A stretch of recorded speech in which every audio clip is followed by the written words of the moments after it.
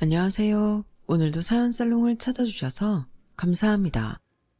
저는 40대 중반의 여성이에요. 왜 부모 자식 간에도 궁합이 있다고들 하잖아요.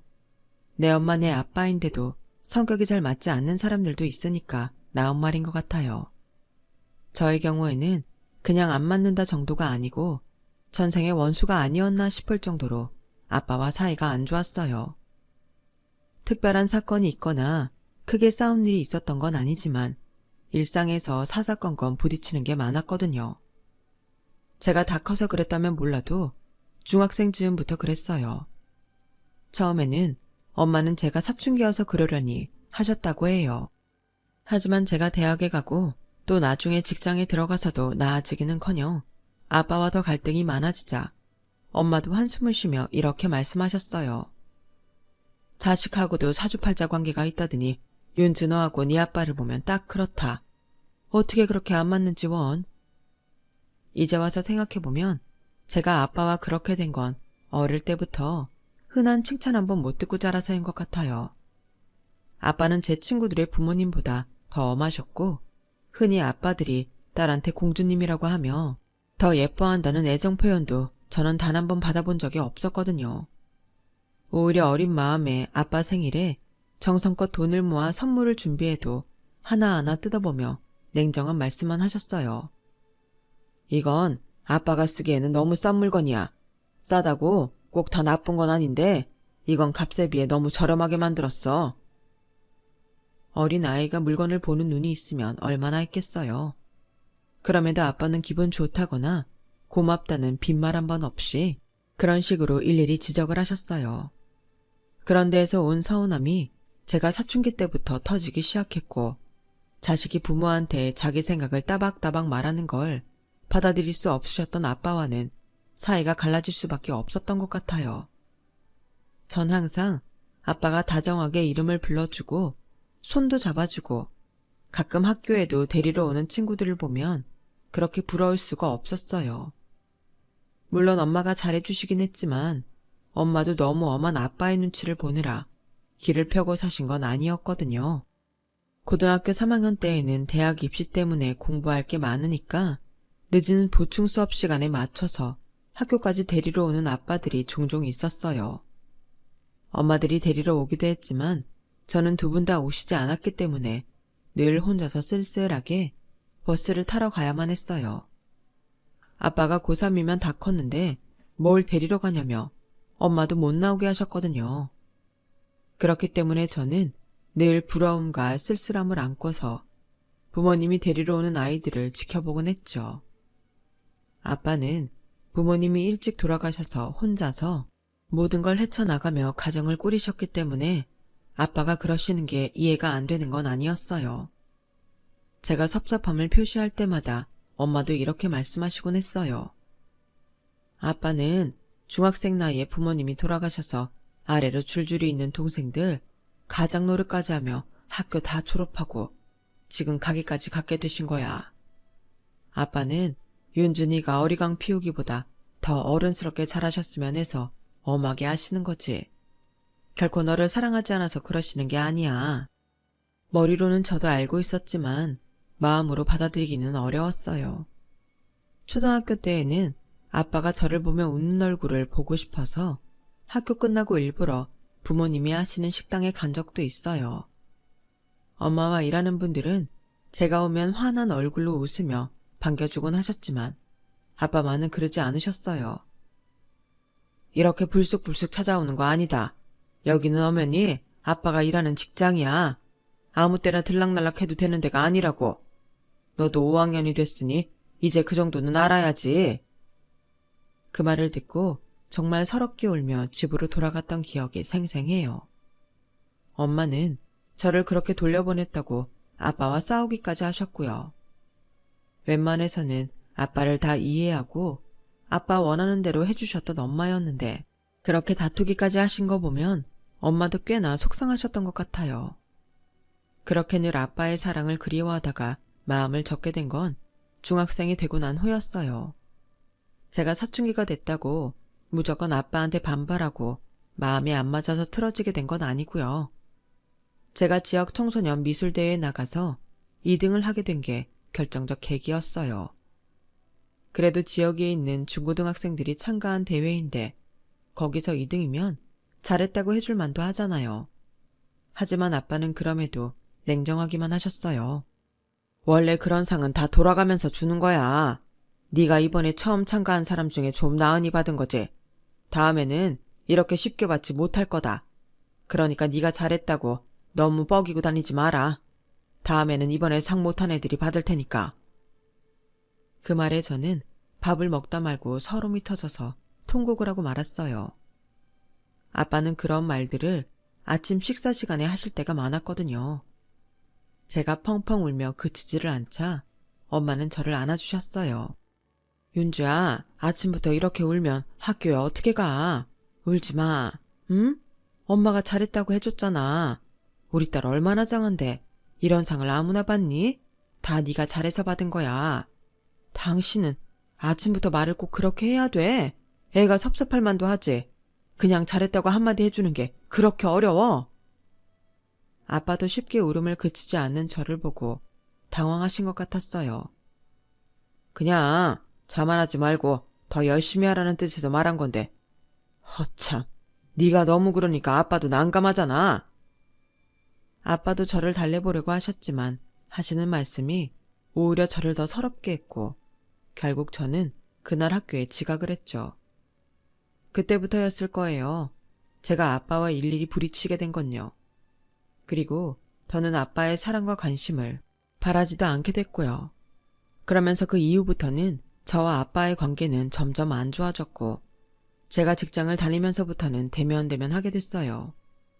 지금은 아빠가 저를 사랑하지 않아서 그러신 게 아닌 걸 알지만 어릴 때부터 너무 쌓인 게 많았던 탓이었죠. 아빠가 자라오신 상황을 생각하면 그럴 수밖에 없었음을 지금은 잘 이해하고 있어요. 아빠는 혹시라도 제가 나중에 어려운 일에 맞닥뜨렸을 때 세상을 헤쳐나갈 수 없을까봐 강하게 키우려고 하셨던 거예요. 그렇긴 해도 나와 아빠의 성향이 너무 달랐기 때문에 엄마는 정말 전생에 둘이 무슨 일이 있었나 보다며 한탄을 하신 거고요. 제가 회사를 다니기 시작하고 얼마 안 돼서 엄마는 갑자기 몸이 안 좋아지시더니 암 선고를 받고 세상을 떠나셨어요. 저는 그것도 어쩐지 아빠 탓같아서 모든 일에 아빠가 미운 생각만 들더라고요. 나이만 먹었지 제 마음은 사춘기 중학생 때 미술대회 2등한 걸 칭찬받지 못한 아이에 멈춰 있었던 것 같아요. 엄마가 돌아가시고 나서 저와 아빠는 더 서먹서먹해졌고 아빠에게 상의도 하지 않고 회사 근처로 나와 자취를 한 후부터는 연락도 많이 하지 않고 살게 됐어요. 대신 저는 회사 일에 더 몰두해서 살았어요.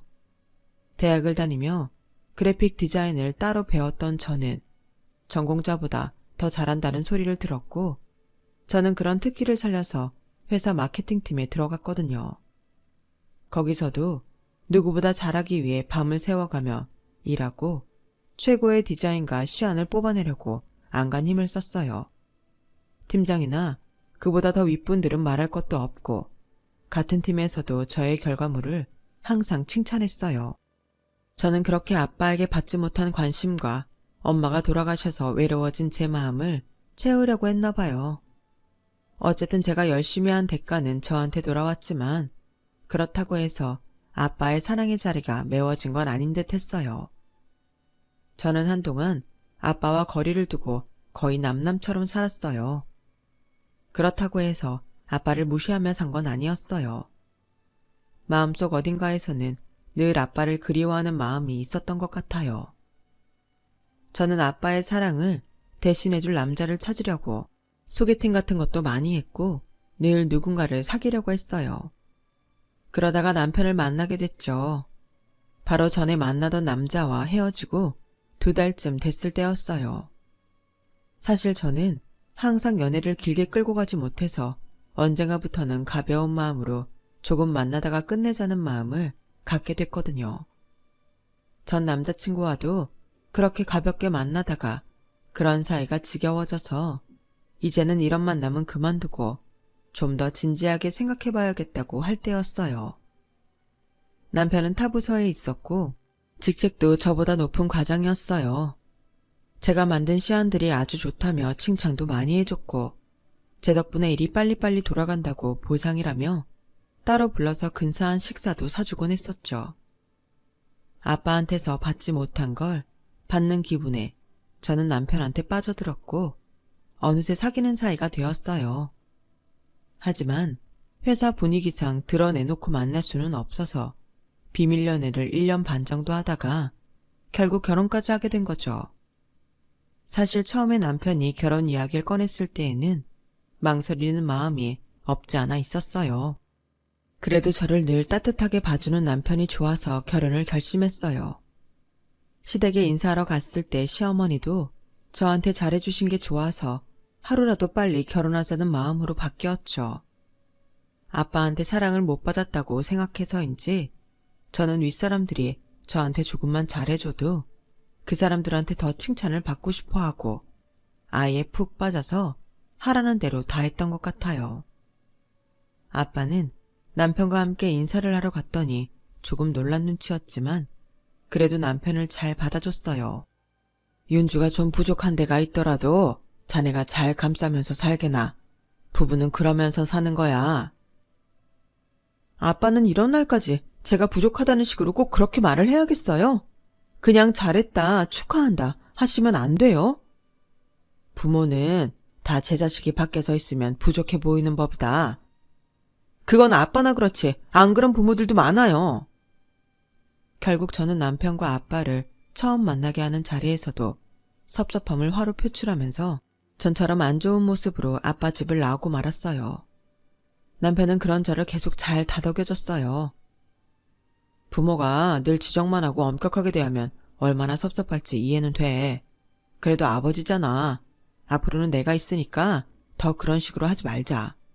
우리가 같이 잘해드리자. 저는 별 수 없이 알겠다고 했지만 마음의 섭섭함은 쉽게 가시지를 않더라고요. 결혼 후에도 저는 늘 웃는 얼굴로 저를 맞아주시는 시어머니한테는 전화도 자주 하고 같이 쇼핑도 다니면서 정말 친자식처럼 하려고 열심히 노력했어요. 아우, 내가 정말 며느리 하나는 잘 얻었다니까. 요즘 어떤 며느리가 이렇게 사근사근하고 시어머니 가자는데 다 가주겠어? 우리 형준이가 섹시 하나는 기가 막히게 골랐다니까. 어머니도 그만큼 저한테 잘해주시는데요, 뭘. 얘 말하는 것도 이렇게 이쁘게 잘해. 너 다음 주말에는 시간이 어떻게 되니? 너랑 나 둘이서만 남해안 갔다 올까? 전에 친구들이랑 갔던 데가 있는데 바다가 얼마나 이쁘던지 너하고도 같이 가고 싶구나. 거기서 맛있는 것도 먹고. 어때? 좋아? 그럼요, 어머니. 너무 좋죠. 꼭 가요. 제가 맛있는 거 많이 사드릴게요. 저는 돌아가신 엄마에 대한 그리움과 엄마와 미처 하지 못했던 것들을 시어머니와 하면서 대리만족을 하는 것도 있었어요. 그래서 제가 시어머니한테 더 잘하는 것도 있었죠. 아니, 결혼은 나랑 했는데 어째 우리 엄마랑 더 잘 맞는 것 같아.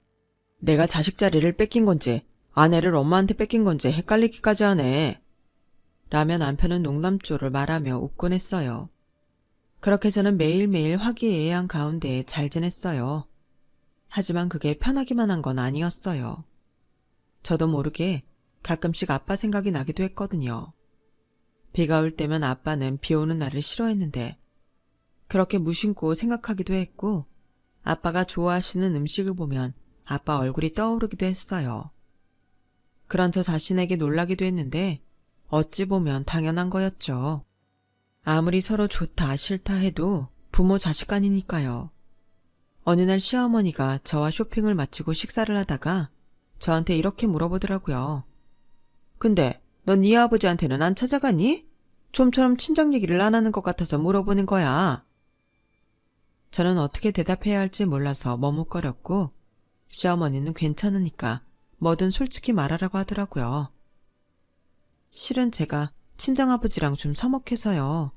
엄마 돌아가시고 나서 더 그렇게 된 것 같아요. 뵈러 가야지 하면서도 그게 잘 안 되네요. 그럴 수 있지. 부모 자식이라도 힘들고 어려운 건 있더라. 나도 형준이랑 늘 좋기만 한 건 아니야. 쟤하고도 대학 때 뜻이 안 맞아서 종종 다투기도 했거든. 지금이야 지가 결혼도 하고 또 너랑 내가 이렇게 잘 지내니 지도 좀 풀어진 거지.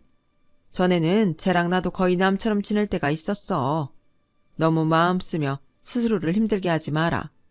그래도 사돈어른이 너 많이 생각하며 계실 거야. 너도 이렇게 사돈어른 생각하고 있잖니. 그것만으로도 된 거야. 그렇게 말씀해 주셔서 감사해요, 어머니. 이렇게 마음이 편해지는 걸 보니 제가 불편하긴 했나 봐요. 내가 먼저 말 꺼내길 잘했구나. 네가 편하다니 잘 됐다. 그러면서 저를 보고 미소를 짓는데 정말 내가 시댁은 잘 만났다는 마음이 들었어요. 남편과는 잘 맞아도 시댁 때문에 힘들어하는 친구들도 꽤 있었는데 저는 시어머니가 더 편하게 해주니 제가 정말 복이 많다는 생각밖에 안 들더라고요. 그런데 어느 날 밤늦은 시간에 아빠한테서 전화가 왔어요. 신혼여행 다녀온 후 인사 갔을 때에도 식당이 바쁘다며 저희 잠깐 보지도 않고 일만 하셨던 분인데 어쩐 일인가 싶었죠. 아빠 목소리는 어쩐지 잔뜩 잠겨 있었어요. 어떻게 지내냐?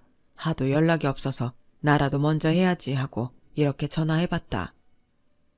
무소식이 희소식이라잖아요. 저는 잘 지내고 있으니 걱정 마세요. 저희 인사 갔을 때도 바쁘다고 일만 하시더니 갑자기 생각나셨나 보네요. 그러게 말이다. 네 엄마 제삿날이 다가오니 그런가 보다. 그러고 보니 얼마 안 있어 돌아가신 엄마 제사였어요. 어쩌다 그걸 잊었나 싶어 속으로 자책을 하며 엄마 제삿날 가겠다는 말을 전했어요.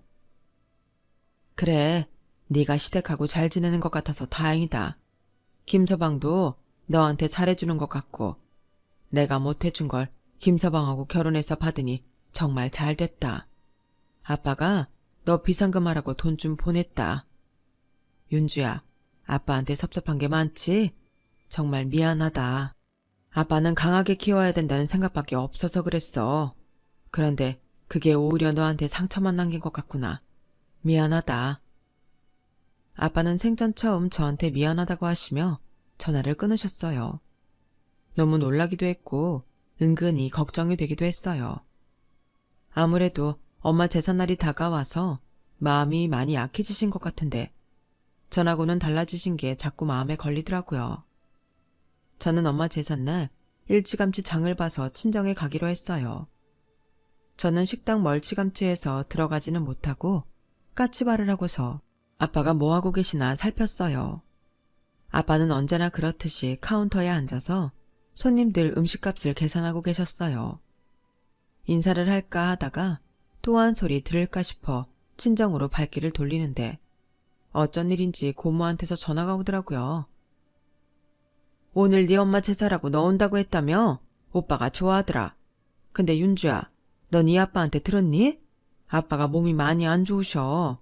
그러니까 지금부터라도 왕래 좀 하면서 챙겨들었으면 좋겠다. 오빠 성격이 그래서 그렇지 속으로는 너 많이 기다릴 거야. 아빠가 몸이 안 좋으시다고요? 어디가 얼마나 안 좋으신데요?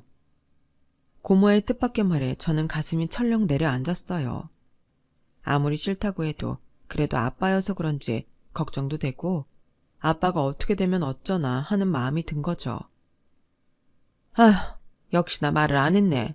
하나밖에 없는 딸인데 그런 것도 안 알려주면 어쩐다니. 있잖아, 네 아빠 간암이라고 하는구나. 병원에서는 얼른 수술하고 항암 치료 받으면 그래도 희망이 있다는데 이상하게 고집을 부리고 수술을 안 하겠다고 하는 거야. 저는 집에 장본 물건을 내려놓자마자 그 길로 식당에 쫓아갔어요. 아빠, 왜 수술을 안 받는다는 거야? 암이라며. 대체 왜 그래? 여기 아빠 직장이야. 쓸데없는 말 하지 말고 집에 가 있어. 쓸데없는 말이라니. 이게 어떻게 쓸데없는 말이야. 아니, 자기 몸이 이러면서 뭘 나한테 비상금하라고 돈까지 보내. 아빠부터 챙겨야지. 내가 그 병원 검사 결과가 좀 의심스러워서 다른 데 가보려고 하던 중이야. 큰일 아닐 거다. 오늘 네 엄마 제사야. 괜히 서로 얼굴 붉히지 말고 잘 지내자. 라고 하시더니 아무 일 없었다는 듯이 묵묵히 일만 하시는 거였어요. 저는 너무 덤덤하게 반항하는 아빠에게 더 이상 말을 못하고 집에 와서 제사 준비를 할 수밖에 없었어요. 아빠가 저렇게까지 담담한 걸 보면 검사 결과가 정말 믿을 수 없는 건가 보다 하다가도 밤늦게 전화하시고 갑자기 비상금을 보내신 걸 보면 또 그게 아닌 것 같고 마음이 혼란스러웠죠. 그렇게 혼자 심란하게 준비를 하는데 고모가 오셨어요. 고모는 전에도 명절이나 엄마 제사에는 꼭 저와 아빠를 챙기러 와주시곤 했어요. 둘밖에 없는 식구가 서로 대면대면하니 중간에서 신경을 써주느라 그러시는 걸 알기에 항상 고마웠어요. 고모는 아빠가 저한테 한 말을 듣더니 답답해 하셨어요. 오빠도 정말 어지간하다. 그럼 얼른 다른 병원을 가든지 해야지. 저러다가 갑자기 덜컥 잘못되기라도 하면 식당도 그렇고 너도 그렇고 어쩌려고 그러는지 모르겠다. 고모, 미안해요. 저랑 아빠 때문에 너무 신경 쓰시네요. 그런 말이 어딨어. 당연히 할 일이지.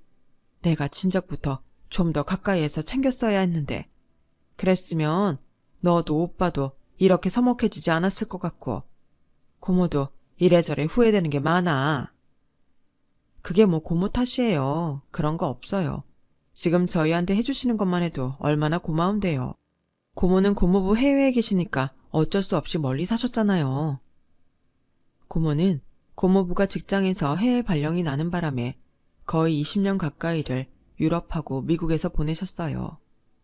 그러다가 고모부가 정년 퇴직할 때가 되면서 한국에 들어오셨고 그때부터 저희와 가깝게 지내게 된 거고요. 아무튼 나도 옆에서 말 잘할 테니까 네가 아빠랑 병원 좀 가봐. 지금 괜찮다고 한다고 그냥 두면 어찌 될지 모르잖아. 네가 같이 간다고 하면 가실 거야. 그럴까요? 아빠가 저 별로 안 좋아하실 텐데요. 좀 전에도 식당에서 그런 말 한다고 저 쫓아내셨는데요. 저에 대한 애정이 딱히 있지 않으셔서 저랑 가실지 모르겠어요. 너 진짜 그렇게 생각하고 있었어? 아니야, 윤주야. 아빠가 너를 얼마나 사랑하는데 그런 소리를 해. 그동안 나 외국에 있을 때 연락하면 그저 네 자랑하느라고 시간 다 보내고 내 이야기는 제대로 하지도 못했다.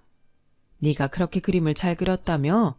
그래서 중학생 때 상도 받고 2등인데 네가 1등이었어야 된다고 어찌나 심사위원들 욕을 하던지 내가 아주 질렸다니까. 아빠가요? 설마요. 저한테 다 주는 상이라고 그러셨는데요. 아니야. 오빠가 워낙 어린 나이부터 나랑 내 밑에 동생까지 챙기며 살아서 옛날부터 군기 잡는 게 버릇이 됐을 거야. 안 그러면 우리가 말을 안 들었으니까. 그렇다고 너를 사랑하지 않고 자랑스러워하지 않은 게 아니야. 네가 그렇게 디자인도 잘한다고 아주 입에 침이 마르게 자랑만 하신다. 고모부랑 우리 애들도 네가 뭐 만들었는지 다 알고 있을 정도라니까. 저는 너무 놀랐고 어안이 벙벙했어요. 그토록 아빠의 정을 바랐고 인정받기를 원했는데 저한테만 표현을 못하셨을 뿐 저를 굉장히 자랑스러워 하셨다는 말에 제가 모든 걸 오해하고 산 것 같았거든요. 갑자기 그동안 못 받았던 사랑을 다 받는 기분이 들어서 저도 모르게 눈물이 핑 돌았어요. 에휴, 그동안 서로 몰랐던 게 너무 많았나 보네. 울지 마. 오빠도 너도 서로의 마음을 몰랐던 것 뿐이잖아. 둘 다 너무 고지식하다 진짜. 이런 니네 시댁이 그렇게 너나 오빠한테 못되게 구는 거 아니겠어? 네? 그게 무슨 소리예요? 제 시댁이요? 아니에요, 고모. 뭘 잘못 알고 계신 것 같은데요. 저 정말 잘 살아요. 남편도 저한테 잘하고 시어머니하고도 정말 사이 좋아요. 저랑 같이 놀러도 잘 다니시고 얼마나 편하게 해주시는데요. 저는 너무 놀라서 시댁이 저한테 잘하는 걸 줄줄이 이야기했어요. 아무래도 고모가 잘못 알고 계신 것 같았죠. 나도 알려고 해서 한 거 아니야. 얼마 전에 식당에 갔다가 보게 됐는데 니네 시어머니라는 사람이 아빠 식당에 거의 쳐들어오다시피 하더라. 그렇게 시작한 고모의 이야기는 너무도 충격적이었어요. 내가 본 날 니네 시어머니가 팔짱 끼고 다리 꼬고서 니네 아빠 똑바로 보면서 변변치 않은 딸의 그런 집 자기네가 받아줬는데 이렇게 오가는 게 없으면 어떡하겠냐며 당당하게 돈을 요구하더라. 내가 너무 기가 막혀서 옆에서 한마디 하려고 했더니 오빠가 못하게 해서 참느라 아주 부들부들 떨었다. 내가 이게 다 뭐냐고 나중에 따져 물으니까 너네 상견례 하기 전에도 여기 찾아와서 이런 집에서 감히 자기 아들을 사위로 맞을 생각했다며 돈 내놓으라고 했대. 상견례 날 입으로 사겠다고. 안 그러면 당신 딸 어떻게 살게 될지 두고 보라고 했다더라. 오빠가 그 말에 너 보고 결혼하지 말라고 할까 했는데 네가 김서방을 너무 좋아하는 걸 보고 차마 말하지 못했다더라. 또 그런 말하면 네가 오해하고 싸우게 될까봐 겁도 났대. 내가 이런 바보 같은 짓 그만하고 당장 너한테 말하라고 해도 너만 행복할 수 있다면 그걸로 족하다고 하는데 내가 무슨 할 말이 있겠니? 그런데 너는 전혀 몰랐던 거야? 아, 세상에.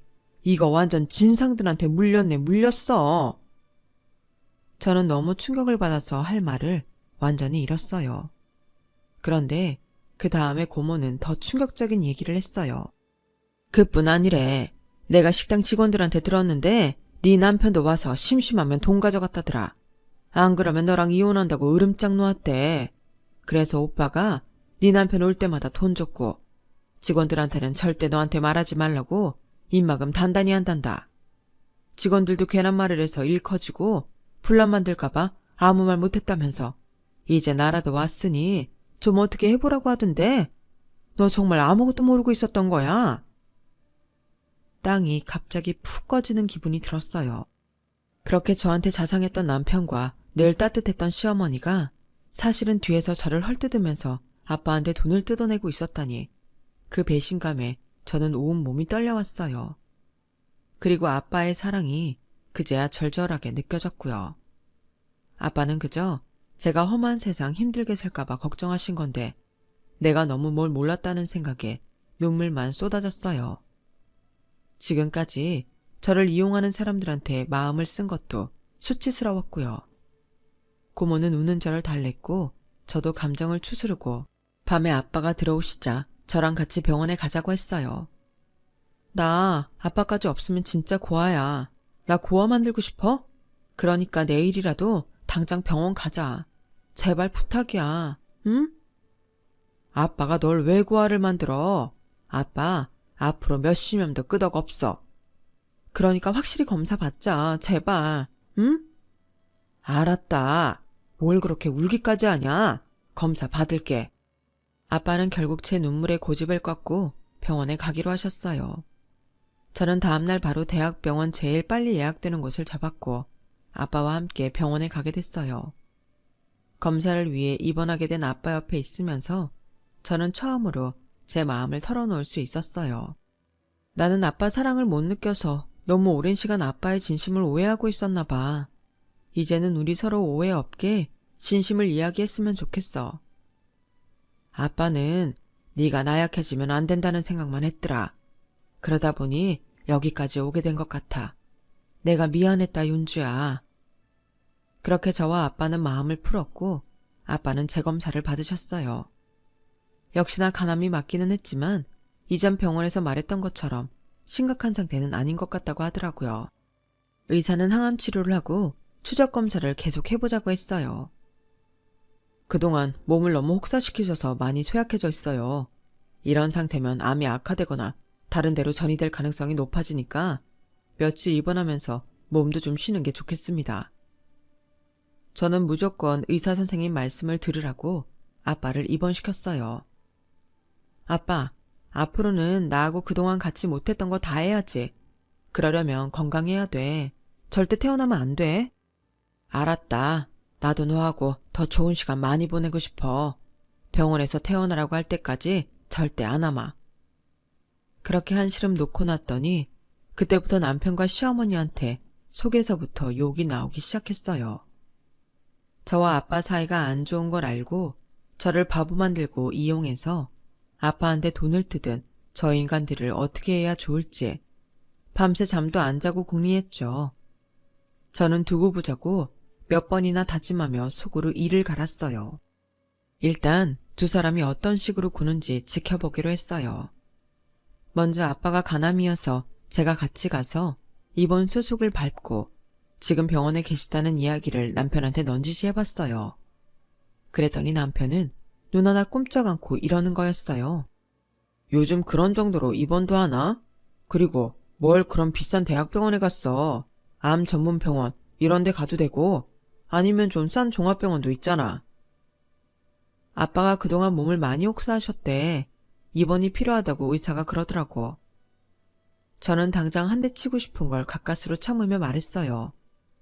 그런 거 다 병원에서 돈 벌려고 하는 소리야. 의사가 하자는 대로 하면 그게 호구되는 길이야. 이게 진짜 내가 지한테 호구됐다고 정말 호구인 줄 아나. 그 말이 턱 밑까지 차오르는 걸 애써 누르고는 그럴 일 없으니 염려 말라고 좋게 말했네요. 그리고 아빠는 일주일 후 퇴원하셨고 통원 치료를 받으셨어요. 그리고 아빠 항암 치료를 받기로 한 날이 돼서 따라가려고 했는데 느닷없이 시어머니한테서 연락이 왔어요. 내가 요새 몸이 너무 안 좋아서 어떻게 될 것 같은데 네가 와서 집 청소 좀 해줄래? 저는 너무 싫었지만 일단 시댁으로 갔어요. 저는 이불을 펴고 자리를 보전을 하고 누운 시어머니가 너무 꼴보기 싫고 가증스러워서 참을 수가 없었어요. 그런데 조금 있다가 남편도 오더라고요. 자기 엄마 아픈 게 걱정이 돼서 왔다나요? 저희 아빠 암이라고 할 때는 무슨 입원까지 하냐고 그러더니 지 엄마 몸살 난 거에는 득달같이 온 걸 보고 진짜 비웃음만 나왔어요. 저 사기꾼 모자를 보고 있자니 정말 속이 뒤틀리는 것 같았죠. 시어머니는 남편이 오자 갑자기 이런 말을 하더라고요. 근데 말이다. 니네 아버지는 그렇게 아프시면서도 앞으로 식당 어떻게 하겠다 그런 말씀이 없으시네? 사실은 내가 어제 사돈어른한테 몸이 어떠시냐고 전화를 드렸는데 별일 아니라는 듯이 말하면서 딸이 네 안부도 안 묻는 거야. 그거야 제가 요즘은 자꾸 들르니까 그렇겠죠. 아니 아무리 그렇더라도 딸 걱정은 할 수 있는 거잖아. 시어머니와 남편은 제 반응에 조금 당황한 것 같았어요. 저 같으면 원래 아빠랑 사이 안 좋다. 아빠가 저를 안 좋아한다. 그렇게 말할 텐데 제가 안 그랬으니까요. 그래서 내가 식당은 어떻게 하실 건지 물어봤지. 그랬더니 언제 한번 형준이 만나서 앞으로의 일을 이야기하고 싶다고 하더구나. 저는 정말 그 말을 하는 시어머니와 옆에서 진지한 척하는 남편이 가소로웠어요. 사실 시어머니 전화가 왔을 때 제가 아빠 옆에 있었기 때문에 무슨 이야기를 했는지 다 알고 있었거든요. 시어머니는 얼마나 살지 모르는데 얼른 식당을 자기 아들 이름으로 하는 게 낫지 않겠냐며 안 그러면 저 어떻게 될지 모른다는 식으로 말했었어요. 저는 시침이 딱 떼고 이렇게 말했어요. 그러셨어요? 한번 확인해 봐야겠네요. 어머니, 식당으로 전화하셨죠? 아빠 식당 전화가 전부 자동 녹음이 되는 거예요. 혹시 진상 부리는 손님이 있을까봐 그렇게 해놓은 거라서요. 제가 이따가 식당 들러서 확인해 볼게요. 그러자 시어머니와 남편의 표정이 싹 바뀌더라고요. 예, 네 아빠가 마음 정리되시면 알아서 이야기하시겠지. 뭘 또 확인을 한다고 그래. 그래, 당신 그건 좀 아닌 것 같아. 어른들끼리 한 말을 왜 일부러 확인한다는 거야? 당연히 확인해야지. 우리 아빠랑 어머니가 하신 말씀이니 내가 제대로 알고 있어야 하지 않겠어? 왜? 내가 알면 안 돼? 그럴 이유라도 있어? 그러자 두 사람은 입을 다물고 동시에 서로를 보더군요. 제가 전과는 다르다는 걸 눈치챈 것 같았어요. 어떻게 말해야 되나 잔머리 굴리는 소리가 저한테까지 들리더라고요. 그럼 저는 아빠 모시고 병원 가야 되니 그만 가볼게요. 라며 일어서는데 시어머니가 대뜸 이러더라고요. 예, 뭐 그걸 네가 따라간다고 그래. 어차피 병원에서 다 알아서 해주는데. 병원도 비싼 데 갔더구만. 그 정도도 안 해줄까봐 거길 가니? 오늘은 나 대신 저녁 좀 해라. 정말 손가락 하나 움직이질 못하겠어.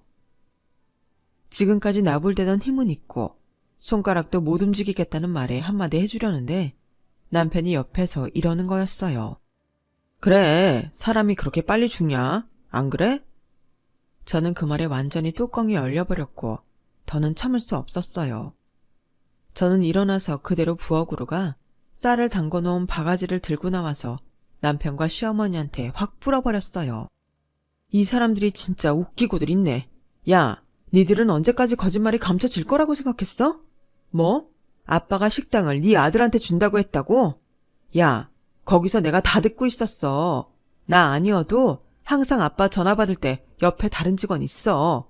이것들이 진짜 남의 부녀 사이를 이용해 먹어도 유분수지. 이렇게 철면피해 양심이 없을 수가 있나? 나랑 아빠 지금까지 우롱한 거 절대 그냥 못 넘어가. 어디 두고 보라고 내가 어떻게 하는지. 저는 놀라서 어버버하는 두 사람을 두고 시댁을 나왔어요. 그리고 이미 선임해둔 변호사와 함께 시어머니와 남편이 아빠한테서 뜯어간 돈의 액수를 파악했어요. 거의 아빠 식당의 예비자금 대부분을 가져갔더라고요. 그건 혹시라도 생길지 모를 일에 대비해서 아빠가 따로 모아둔 거였어요.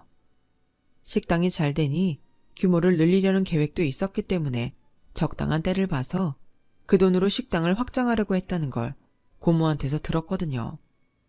그런데도 아빠는 혹시 아빠가 갑자기 어떻게 되면 제가 시댁에서 구박덩어리가 될까봐 저한테 비상금으로 두라며 돈을 보내셨던 거였어요. 저는 남편이 회사에 있는 동안에 남편 짐을 싹 정리해서 시댁으로 바로 보내버렸어요. 그리고 시어머니와 같이 가지고 있자며 세트로 샀던 물건들을 전부 다 불태워버렸고요. 저는 그 길로 제 짐을 들고서 친정으로 들어왔어요. 나중에 그 사실을 알게 된 남편과 시어머니는 저희 아빠 식당에 와서 깽판을 치며 난리를 부렸어요. 이렇게 못 빼어먹은 집안이 어디 있어? 그동안 불쌍해서 봐줬더니 집에 사람 없다고 짐을 빼질 않나? 비싼 물건들을 다 태우질 않나? 아니 이게 사람이 할 짓이야? 이봐요 할머니, 그럼 네가 한 짓은요. 부녀 사이 서먹한 거 이용해서 아빠한테는 딸 잘 살게 하고 싶으면 돈 내놓으라고 협박하고 남편이라는 새끼도 앞에서만 살살거리고 뒤로는 장인한테 돈 다 받아내고 그것도 모자라 아픈 사람 빨리 나으라고 하지는 못할 망정 식당을 꿀꺽하려고 나한테 거짓말까지 했잖아. 그래놓고 지금 여기가 어디라고 와서 이 난리야? 우리 식당 얼마 전에 CCTV 달았어. 니들 지금 이러는 거 다 찍혔거든? 우리 고모부가 땡땡 임원이라 엄청 센 변호사 붙여줬는데 어디 한번 해볼래? 할머니가 아빠한테 전화로 네 아들한테 식당 넘기라고 한 녹음까지 전부 다 변호사한테 넘겼거든? 그리고 김영준 너도 우리 아빠한테 당장 무릎 꿇고 잘못했다고 싹싹 빌어. 안 그러면 나 이거 회사에 전부 까발릴 거니까. 나는 그만둬도 상관없어. 그런데 너는 그 회사에서 망신당하고 다른 데 갈 수 있을 것 같아? 너같이 인면수심인 새끼를 어떤 회사에서 받아줄까? 너네는 이런 가게도 없어서 너 회사 관두면 당장 나 앉아야 되는 거 내가 다 알아. 그동안 우리 아빠한테서 받아간 돈도 도박하고 여행 가고 사치하느라 다 썼잖아. 사람들이 머리가 나쁜 건지 그 정도도 못 알아낼 줄 알았나 봐? 지금 우리를 협박하는 거냐? 그동안 가족으로 대해준 우리한테 이게 네가 할 짓이야? 라고 시어머니가 적반하장으로 나오더군요. 그러자 고모가 주방에서 커다란 물량동이를 들고 나와 시어머니와 남편한테 부어버렸어요. 야, 니들 엊그제도 쌀바가지 뒤집어 썼다며. 어디서 행패야. 여기 있는 사람들 다 니네가 한 짓 알고 있어. 여기 니네 구역이 아니라고. 그제서야 시어머니와 남편은 정신이 들었는지 주변에서 살벌하게 자기들을 쳐다보자 그대로 꽁무니를 뺐어요. 두 사람은 우리가 보낸 변호사의 말을 듣더니 자기들이 완전히 망했다는 걸 깨닫고 그 다음부터는 저희한테 와서 싹싹 빌기만 했어요. 제발 우리 형준이 회사만 다닐 수 있게 해주세요. 그러면 뭐라도 하라는 거 다 할게요. 제발 회사에만 알리지 말아주세요. 네? 그럼 당장 우리 아빠한테서 가져간 돈부터 갚아요. 안 그러면 그냥 있지 않을 거예요. 하지만 두 사람은 돈이 없다며 계속 살려달라고 빌었고 저희는 변호사 앞에서 남편이 번 돈에서 매달 그 돈을 갚아 나가기로 각서를 쓰게 했어요. 그리고 그 각서를 공증받아 놓았죠. 한 번이라도 어기면 그 즉시 회사 인사과에도 알리고 제가 아는 모든 인맥을 다 이용해서 어떤 회사에도 발을 못 붙이게 할 거라고 조금 허풍을 섞어서 말했어요. 그래도 두 사람은 더는 찍소리 못하고 두말 없이 이혼장에 도장도 찍고 저와 남편은 그렇게 갈라섰어요. 그제야 저는 마음이 좀 후련해지는 것 같았어요. 하지만 얼마 안 가서 남편은 돈 갚겠다는 약속을 어겼고 저는 즉시 회사에 이 사실을 알리고 당시 생긴 지 얼마 안 된 사내 게시판에도 남편의 소행을 알리는 글을 썼어요. 제가 이름을 감춰도 남편이 누군지 아는 건 시간 문제였죠. 결국 남편은 사람들 눈총에 회사를 그만뒀고 시어머니는 자기가 그나마 갖고 있던 작은 상가에 집까지 팔아서 저희 아빠 돈을 갚아야 했어요. 이후 아버지는 항암 치료를 열심히 받으셨어요. 꼭 10년을 더 사시다가 돌아가셨어요. 아빠가 돌아가실 때에는 제 옆에 정말 좋은 남편이 있어서 아빠도 마음이 놓인다며 편안히 눈을 감으셨죠. 저는 정말 목을 놓아 울었어요. 아빠와 오해가 풀리지 않았다면 더 힘들었을 테지만 그래도 그 전에 사이가 좋아져서 행복한 시간을 보내다가 아빠를 보내드릴 수 있어서 얼마나 다행이었는지 몰라요. 지금은 남편과의 사이에서 아들, 딸도 낳고 아버지가 남긴 식당을 제가 운영하며 잘 지내고 있답니다. 제 이야기는 여기까지예요. 들어주신 모든 분들 건강하시고 옆에 있는 가족들과 행복하세요. 감사합니다. 여러분, 사연 댓글에 응원과 현명한 조언 부탁드려요. 좋아요와 구독은 저에게 큰 힘이 됩니다. 오늘도 좋은 일 가득하세요.